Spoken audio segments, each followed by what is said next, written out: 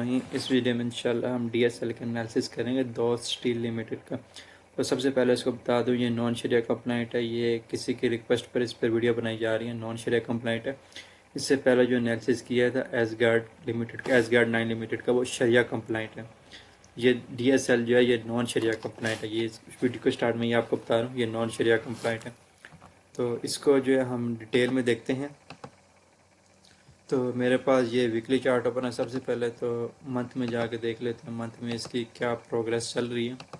ये मैंने 1 मंथ का चार्ट इसका ओपन कर लिया। तो इसको देखते हैं। ये जो है ना स्ट्रगल ही कर रहा है तकरीबन 2019-20 से लेके, लेट से 2020 से लेके 2025 तक ये स्ट्रगल ही करता रहा। देखें सारी जो है ना up and down up and down up and down zig zag move देता रहा। और ऊपर की तरफ जब भी इसने जाने की कोशिश किया, ऊपर से इसका हमेशा सेलिंग प्रेशर ही लगा, बड़ी बड़ी विक्स लगी हैं। तो हम इसकी मेजर सपोर्ट और रेजिस्टेंस अगर लगाना चाहें तो ये इसकी जो है ना हॉरिजॉन्टल सपोर्ट है, और अगर ट्रेंड लाइन लगाना चाहें तो ये इसकी ट्रेंड लाइन की सपोर्ट है। हॉरिजॉन्टल सपोर्ट इसकी है $2.2। ट्रेंड लाइन की सपोर्ट इसकी आ रही है तकरीबन 6.20-30 पर। और अगर बात किया जाए तो ये 2004 पिछले 4 सालों से एक ही रेंज में घूम रहा है। मिनिमम प्राइस इसकी क्या जा रही है 4, और मैक्सिमम इसकी प्राइस जा रही है 6। 4 और 6 के दरमियान घूम रहा है। और इसने ब्रेकआउट दिया था ऑलमोस्ट 30 अप्रैल को 2025 को। तो हम ये ब्रेकआउट वाला जोन भी इसका मार्क कर लेते हैं, जो इसने तकरीबन ऑलमोस्ट 4 सालों के बाद इसने एक ब्रेकआउट दिया। तो ये ब्रेकआउट दिया, उसके बाद अप्रैल के बाद मई जून दो अगले 3-4 मंथ ये प्लस में रहा है। तकरीबन 6 से 10 तक इसने एक बड़ी मूव दी है। 10 पर इसकी हमारे पास एक सॉलिड रेजिस्टेंस है। हम इस सॉलिड रेजिस्टेंस को मार्क कर लेते हैं। ये हमारे पास एक रेजिस्टेंस जोन है, क्योंकि इस रेंज का ब्रेकआउट होने के बाद ये लो लगा, तो ये लो लगने के बाद ये हाई लगा। इस हाई लगने के बाद अब ये वाला हाई लगा। अब ये वाला जो लो लग रहा है, ये मोस्ट इंपॉर्टेंट लो है इसके लिए, क्योंकि ये लो इसकी अब एक नेक्स्ट सपोर्ट जो है ना वो क्रिएट करेगा। ये वाला लो अब इसकी सपोर्ट डिफाइन करेगा कि ये वाला लो कहाँ पे जाकर रुकता है और इसकी नेक्स्ट सपोर्ट क्या बनती है। एक जब भी हाई लगने के बाद एक लो लगता है, वो उसकी नेक्स्ट सपोर्ट होती है। और मार्केट उस जगह पे काफ़ी ज़्यादा रेंज करती रहती है। उस नवे लो से लेकर अभी जो इसने रिसेंटली हाई क्रिएट किया होता है, वहाँ तक market up and down move देती रहती है काफ़ी टाइम के लिए। तो अभी जो है ये लो जो क्रिएट कर रही है, वो इस जोन पे क्रिएट कर रही है। ऑलमोस्ट 7 से 7.5 तक जो ना तकरीबन 6.8 से तकरीबन 7.1 का जो लो है, 6.8 से 7.1 तक की जो इसने रेंज क्रिएट किया, सपोर्ट क्रिएट किया। अब ये इस टाइम इसकी स्ट्रॉन्ग सपोर्ट है। अब हम इसको वीकली में आके देखते हैं। वीकली में भी हमारे पास यही रेंज थी जिसको इसने ब्रेकआउट दिया। ब्रेकआउट के बाद इसने एक हाई लगाया तकरीबन 10.5 का हाई लगाने के बाद इसने ये लो लगाया था। अभी जैसे मैं आपको बता रहा था, एक हाई लगाने के बाद मार्केट जब एक लो लगाती है वो उसकी स्ट्रॉन्ग सपोर्ट होती है। तो ये देखें, ये किसने हाई लगाया था 10.10 के बाद इसने एक लो लगाया था तकरीबन 7.10 का इसने एक हाई लो लगाने के बाद इसने दोबारा से हाई लगाया 10.50 का लगाने के बाद इसने दोबारा से वही लो टच किया 7.10-20 का। तो अब ये वाला लो जो है जी हमारे पास इसकी स्ट्रॉन्ग सपोर्ट जोन है। तो अब मार्केट की ये स्ट्रॉन्ग सपोर्ट जोन है, ये रेजिस्टेंस जोन है 7 से 10 तक के दरमियान जो है जिसकी strong resistance and support zone है।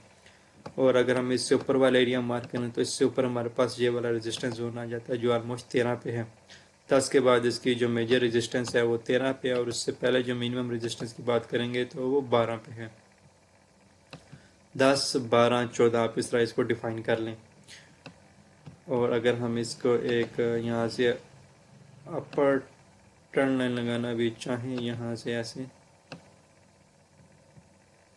तो वो भी हमारे पास उसी जोन पे जाके आती है। तकरीबन हमारा जो रेंज बनती है 12 वाली।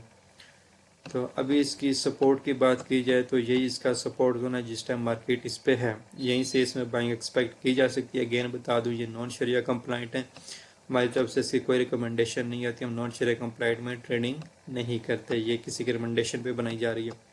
तो ये इसका सपोर्ट जोन है, यहाँ से इसमें बाइंग एक्सपेक्ट की जा सकती है। और इसको इमीडिएट रेजिस्टेंस जो फेस हो रही है काफ़ी टाइम से, पिछले तकरीबन 8 वीक से, ये वाला जोन जो है तकरीबन आप कह दें कि 8 से 8.25 से 8.5 तक का जो जोन है, ये इसको काफ़ी रेजिस्टेंस फेस हो रहा है। जैसे ये इसके ऊपर ब्रेकआउट दे देगा, देन इसका जो नेक्स्ट टारगेट होगा वो सीधा 10 होगा। 8, 8.25 से 8.5 के ऊपर जैसे हमें ये क्लोजिंग देता है, देन हम इसका नेक्स्ट टारगेट जो है वो 10 एक्सपेक्ट कर सकते हैं। तो इसमें जो है अभी पिछले कुछ दिनों से वॉल्यूम भी लग रहा है, लेकिन थोड़ा ही वॉल्यूम, और ये शेयर जो है ना इसमें बहुत कम कम ही वॉल्यूम लगता है। पीछे आप देख रहे हैं 2023 में कोई वॉल्यूम नहीं लगा, 24 में भी जो है कोई वॉल्यूम नहीं लगा, 25 में भी कोई वॉल्यूम नहीं लगा, 25 के मिड में जाकर एंड में थोड़ा सा वॉल्यूम लगा, वो भी डाउन साइड की तरफ, वापस ये सेलिंग में आया है। तो इसमें इतने ज़्यादा शेयरिंग, इतना ज़्यादा वॉल्यूम नहीं लगता, स्लो शेयर है, नॉन शेयर कंप्लीट की वजह से भी ये मोस्टली डाउन ही रहता है, रेंज में रहता है, बड़ी बड़ी मूव नहीं देता। तो इसकी जो मूव एक्सपेक्टेड है सपोर्ट जोन है वो यही है, और ये इसका जो है ना इमीडिएट रेजिस्टेंस है जिसको इसको स्ट्रगल कर रहा है। जैसे ये ब्रेक करेगा तो नेक्स्ट टारगेट इसका 10 है, 10 के ऊपर हमारे पास क्लोजिंग आ जाएगी तो नेक्स्ट टारगेट 12 है, 12 के ऊपर क्लोजिंग आती है तो नेक्स्ट टारगेट 14 है। क्लोजिंग से मुराद है मेरी कैंडल क्लोजिंग, जैसे यहाँ पे अभी तक हमारे पास कोई कैंडल क्लोजिंग नहीं आई, इसके ब्रेकआउट पे हमारे पास यहाँ पे एक कैंडल की क्लोजिंग आई थी, इसी तरीके से हमें यहाँ पे भी एक कैंडल की क्लोजिंग चाहिए होगी। आप पिछले देख सकते हैं 8 वीक में यहाँ पे एक भी कैंडल की क्लोजिंग अबव नहीं आई। जैसे इससे अबव हमारे पास एक क्लोजिंग आएगी तो नेक्स्ट टारगेट है हमारा 10, 10 के ऊपर हमारे पास क्लोजिंग आएगी, प्रॉपर एक क्लोजिंग कैंडल इस तरह की कैंडल के साथ, तो देन हमारा नेक्स्ट टारगेट 12, देन फिर 14। तो इस वीडियो में यही था दोस्त स्टील का डिटेल टेक्निकल एनालिसिस। इजाज़त दीजिए, अल्लाह हाफिज़।